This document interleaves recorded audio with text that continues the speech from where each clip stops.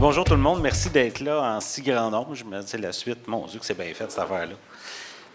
Bien, merci d'être là.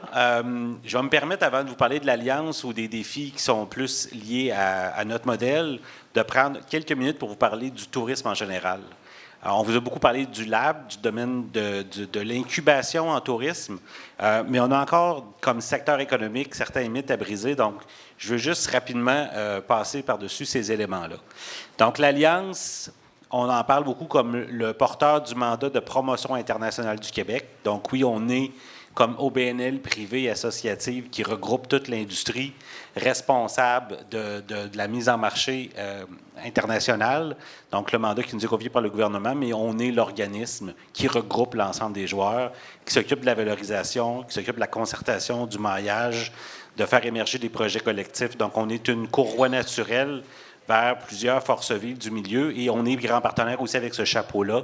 Donc, une connaissance plus générique et plus large des réseaux de distribution, des réseaux touristiques. Donc, c'est aussi une partie de notre contribution dans nos échanges dans cet espace de collaboration-là. C'est un modèle novateur. En tourisme, nous, on est très fiers de ça. C'est de dire que c'est une industrie qui s'est pris en main.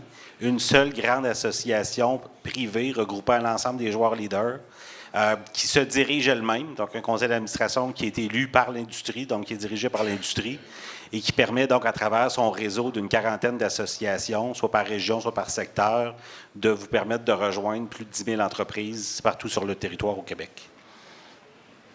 Donc, c'est un écosystème qui est complexe. Quand les gens arrivent en tourisme la première fois, c'est comme n'importe quel autre secteur, il faut commencer à comprendre.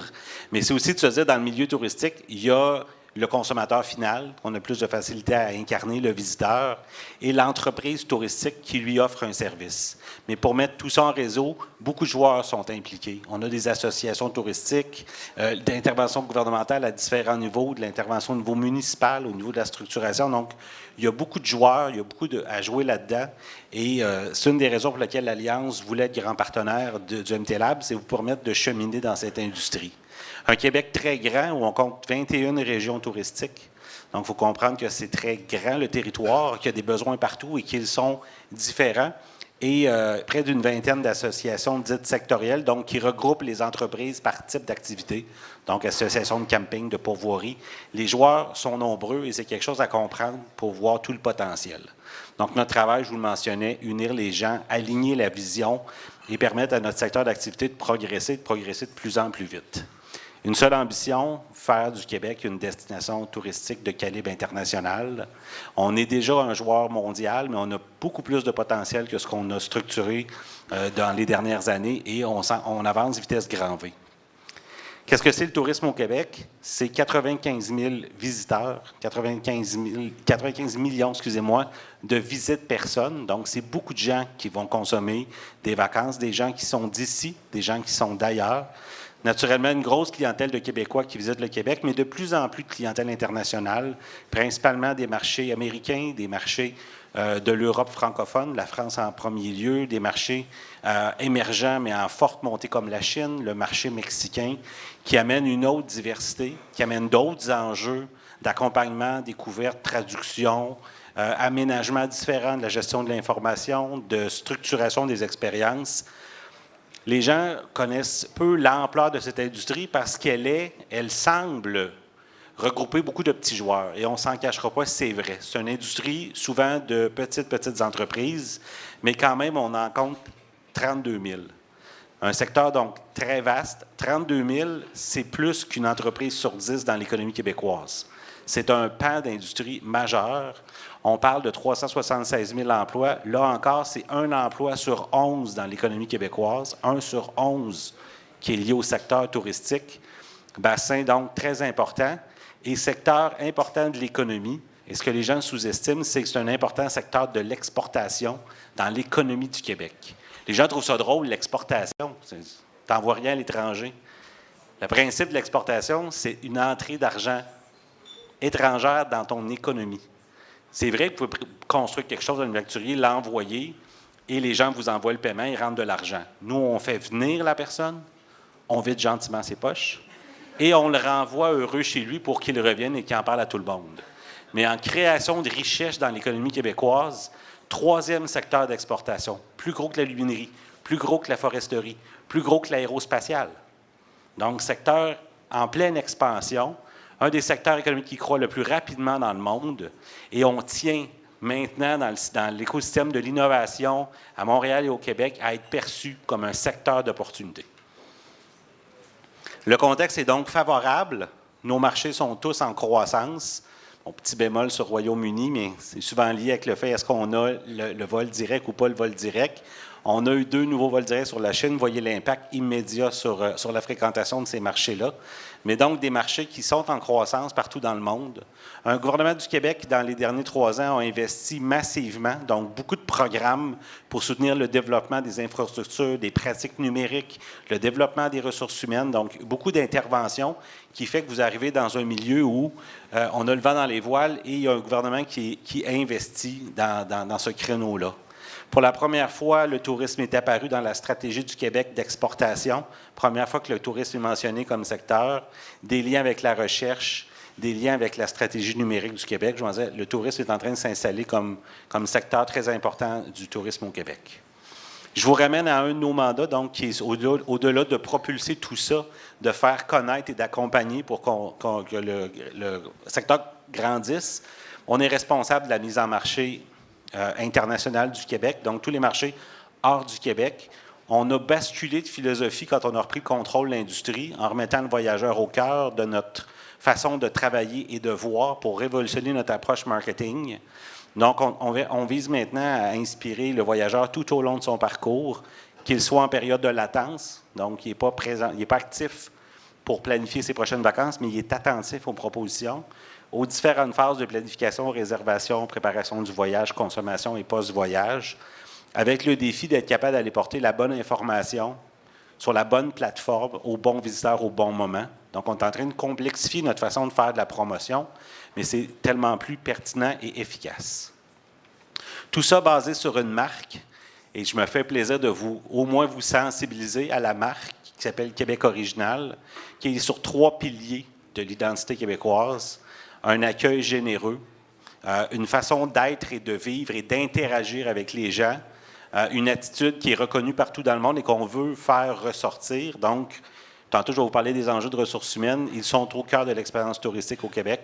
Un territoire spectaculaire et une culture créative qui s'exprime dans nos façons de faire les choses, dans notre audace de façon d'organiser notre offre touristique. Je ne sais pas si on va avoir du son. Juste vous laisser voir un... Je n'avais pas prévenu à l'avance, hein? Il n'y a pas de son, mais c'est magnifique pareil. Ah. Si je colle le micro dessus, c'est juste un petit 40 secondes. Ah, l'autre bord là-bas. Ah! Oh, c'est sorti. Pas grave. Non, c'est pas grave.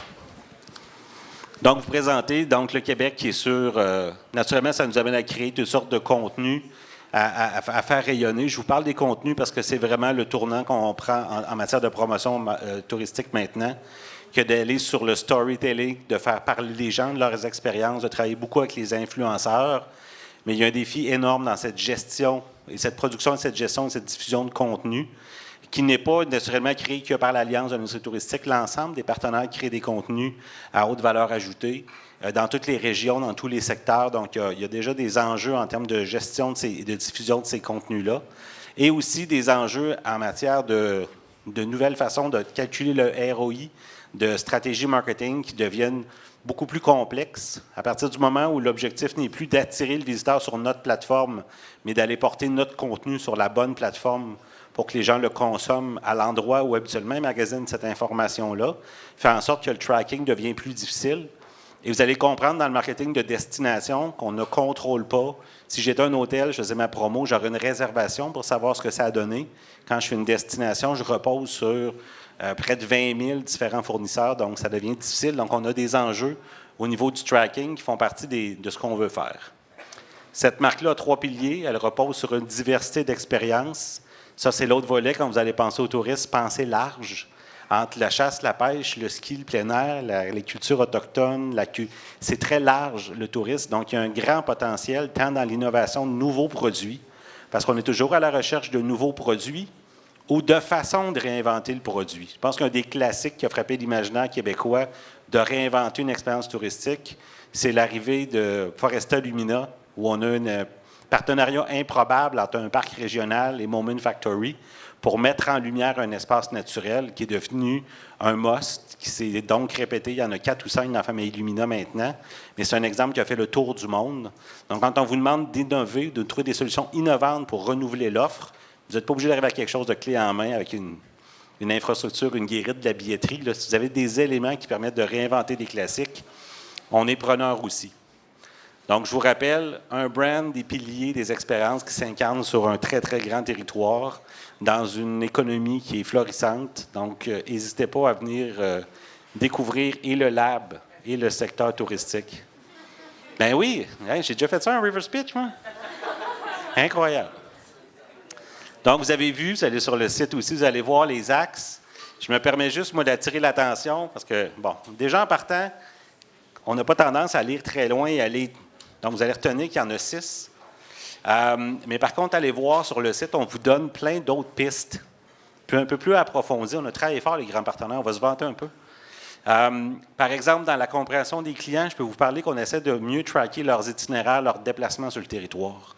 On veut essayer d'influencer la façon dont on bâtit nos circuits, la façon dont les grossistes tour opérateurs bâtissent les circuits, mais on n'est pas capable de faire la démonstration du parcours naturel qu'aurait un visiteur selon son marché ou selon son segment. Comment on peut le tracker sur le territoire et essayer de faire des recoupements entre qu'est-ce qui fonctionne, analyser des circuits d'itinéraire sera un exemple.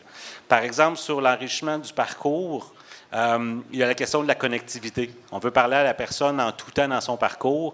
Quand il est à destination, comment je reste en contact avec lui? Comment on peut travailler à ce bris de connectivité qu'on vit encore au Québec, l'absence de Wi-Fi dans certains territoires. Donc, toute solution innovante à ce niveau-là serait appréciée. Renouvellement de l'offre, je vous en ai parlé tout à l'heure. Main-d'œuvre, on s'en va vers une crise importante comme tous les secteurs. Fait que main-d'œuvre, j'attire votre attention, on cherche des solutions innovantes. Ce qu'on veut, c'est optimiser le travail des ressources, des employés de première ligne, des gens de gestion, optimiser l'organisation du travail, gestion des horaires, gestion des rappels d'employés, comment les rendre plus efficaces dans leurs tâches avec des technologies, comment favoriser la rétention, comment favoriser le recrutement. Donc, c'est vraiment le grand sujet de l'heure.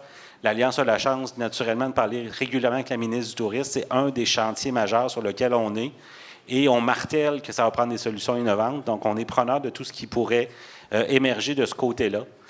Puis, au niveau des ventes, bien, je vous parlais, c'est des techniques pour améliorer le ROI d'une stratégie marketing qui est axée sur la diffusion de contenu, dont on ne contrôle pas les plateformes parce qu'on va aller porter nos contenus sur des plateformes partenaires. Comment on pourrait avoir des façons indirectes d'avoir du tracking? On est dans ces réflexions. Puis l'Alliance, naturellement, travaille très près des autres provinces canadiennes et des organismes canadiens et internationaux. Et beaucoup de monde se pose la question sur le tracking du nouveau marketing. Il y a donc une opportunité en tourisme d'appliquer des affaires que vous avez explorées et de se dire que si on fait de la démonstration que ça marche au Québec, on vous ouvre un marché canadien, peut-être même international. Donc voilà, je ne veux pas prendre plus de temps. Je vais être là après si vous voulez qu'on discute largement de tourisme ou des enjeux de l'Alliance. Merci beaucoup.